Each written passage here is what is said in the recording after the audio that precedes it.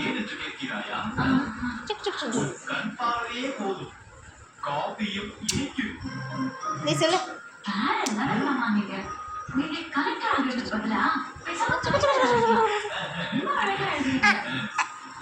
உங்கள் அம்மா சொல்லுது, எங்கள் பாப்பா எங்கிட்ட மட்டும்தான் இந்த மாதிரி பண்ணுதான்னு கேட்குது.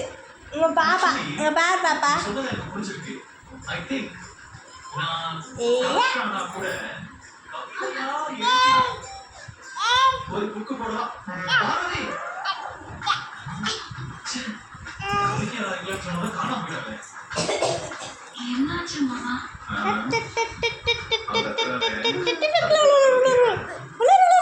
கூட கொஞ்ச நாள்ல அவ கவிதைங்கிற பேர்ல சொல்றதெல்லாம் அந்த காலையில கூட படிக்காது.